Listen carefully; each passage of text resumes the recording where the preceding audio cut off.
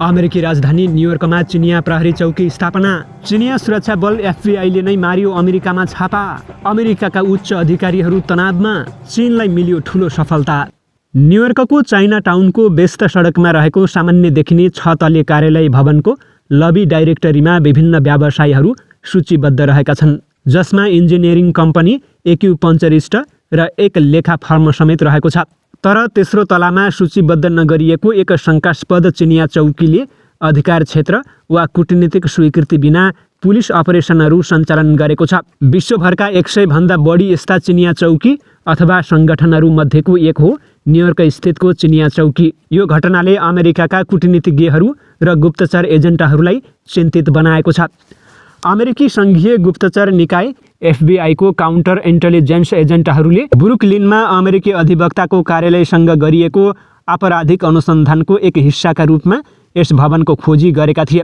यो खोजले आफ्नो सिमानाभन्दा धेरै टाढा आफ्नो डायस्पोरालाई पुलिस गर्ने या प्रहरीका रूपमा परिचालित गर्ने चीनको प्रयासमा विश्वव्यापी विवाद बढेको कुरालाई सङ्केत गरेको छ। आइरिस, क्यानाडा र डच अधिकारीहरूले चीनलाई आफ्ना देशहरूमा पुलिस अपरेसनहरू बन्द गर्न आग्रह गरेका छन्। FBI ले नै छापा मारेर कुनै एक चिनिया प्रहरी चौकीबाट सामग्री बरामद गरेको यो पहिलो घटना हो। यद्यपि वासिङ्टन स्थित चिनिया दूतावासले यी चौकीको भूमिका चिनिया नागरिकहरूको लाइसेन्स नवीकरण गर्ने जस्ता कामहरूमा सघाउने स्वयंसेवक काम गर्ने मात्रै भएको भनेको छ। तर न्युयोर्क टाइम्सले फेला पारेको चिनिया राज्य समाचार मिडिया रिपोर्टले पुलिस र स्थानीय चिनिया अधिकारीहरूलाई उद्धृत गर्दै यी चौकीको भूमिका फलस्वरूपले उल्लेख गरेको छ। उनीहरूले विदेशी पुलिस अथवा प्रहरी सेवा केन्द्र भन्दै यसको प्रभावकारिता उल्लेख गरेका छन्।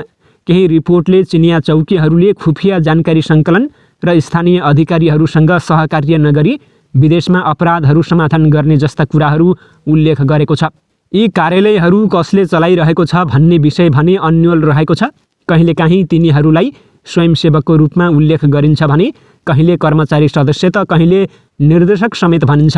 पश्चिमी अधिकारीहरू र मानव अधिकार समूहहरूले प्रहरी कार्यालयहरूमा ध्यानाकर्षण गराएपछि तीमध्ये केही अनलाइन लेखहरू हालै मेटाइएका छन्।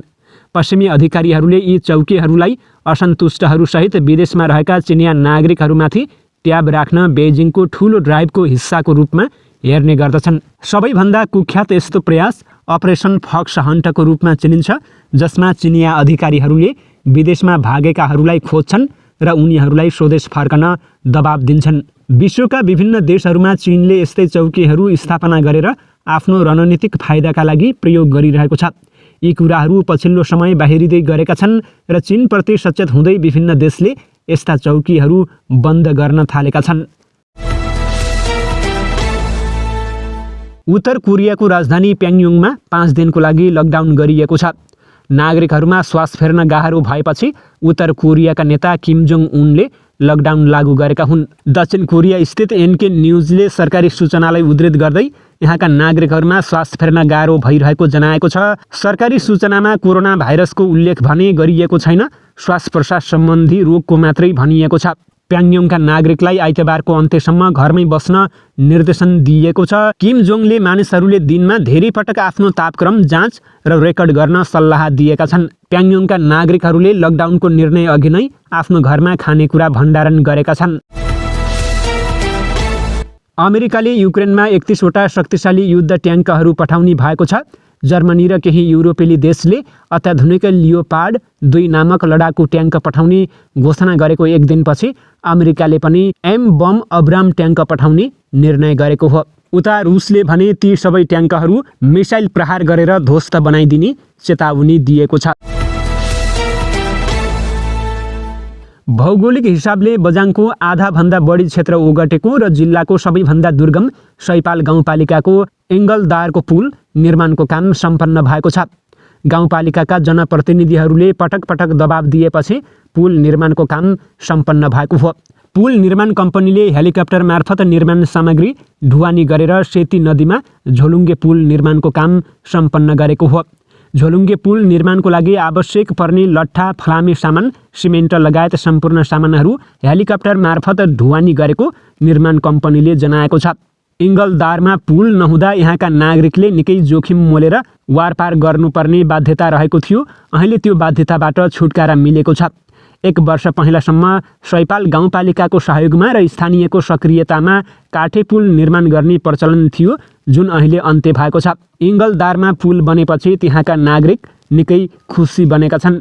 बर्खाको उर्लिदो भेलमा काठको साँगुरो सहायताले खोला तथा नदी पार गर्दा अत्यन्त जोखिम हुने गरेको थियो, स्थानीय मिलन धामी भन्नुहुन्छ। अहिले त पुल निर्माण भएको छ, ढुक्क तरिकाले वारपार गर्न सकिन्छ। पहिला ज्यान हत्केलामा राखेर वारपार गर्नुपर्ने बाध्यता थियो, अहिले त्यो टरेको छ। पुलले तिब्बतको कैलाश मानसरोवर जाने तीर्थयात्री, चीनको ताक्लाकोट जाने व्यापारी तथा स्थानीय सबैजनालाई सहज भएको छ।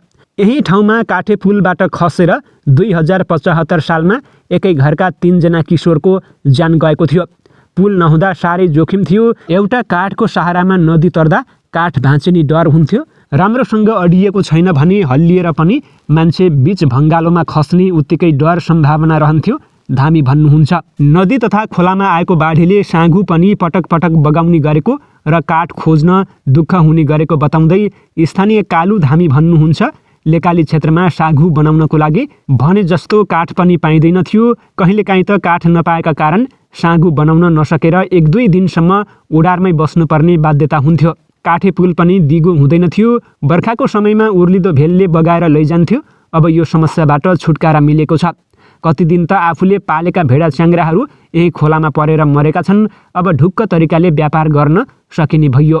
मुख्य नाका मानिने इङ्गलद्वारमा पुल निर्माणपछि सेती नदी वारपार गर्न ज्यानको बाजी थापेर जानुपर्ने बाध्यता टरेको सैपाल गाउँपालिकाका पूर्व अध्यक्ष एवं नेपाली काङ्ग्रेस बझाङका सहसचिव राजेन्द्र धामीले बताएका छन्। उहाँले भन्नुभयो, झोलुङ्गे पुल नभएका कारण साँगुको भर पर्दा सैपाल हिमालको बेस क्याम्प र तिब्बततिर जाने कतिपय पर्यटक र स्थानीयहरू खोला बढेको बेला साँगु तर्न नसकेर गन्तव्यमा नपुगी फर्कने गरेका थिए। अब त्यो झन्झट टरेको छ। पुल निर्माणको जिम्मा हरिहरी निर्माण सेवा प्रणालीले पाएको थियो। पुल निर्माण स्थल जिल्लाको अन्तिम मानव बस्ती सैपाल गाउँपालिकाको धुली गाउँबाट झन्डै 15-20 किलोमिटर उत्तरमा पर्छ। यो बाटो भएर सैपाल गाउँपालिकाका बासिन्दाको दैनिक कामकाज र पशुपालनका लागि ओहोर दोहोर गर्ने गरेका छन्। यही बाटो भएर वार्षिक हजारौँको सङ्ख्यामा यार्सा तथा जडीबुटी सङ्कलन गर्न र कैलाश मानसरोवर जाने तीर्थयात्रीहरू हिँड्ने गरेका सैपाल गाउँपालिकाका अध्यक्ष मानबहादुर बोहराले बताउनुभयो। पुल नभएका कारण यो खोला तर्ने क्रममा 8 वर्षको अवधिमा 7 जनाले ज्यान गुमाइसकेको स्थानीयवासीले बताएका छन्। 2073 साल मङ्सिरमा स्थानीय विकास मन्त्रालय अन्तर्गतको डोलीडार परियोजनाले यहाँ पुल निर्माणको लागि टेन्डर आह्वान गरेको थियो। 120 मिटर लम्बाइ भएको पुल 1,78,28,000 को लागतमा निर्माण गर्ने सम्झौता भएको थियो। 2073 सालमा सम्झौता भएर 2074 सालमा सम्पन्न गरिसक्नुपर्ने पुल 8 वर्षपछि निर्माण सम्पन्न भएको अध्यक्ष बोहराले बताउनु भएको छ।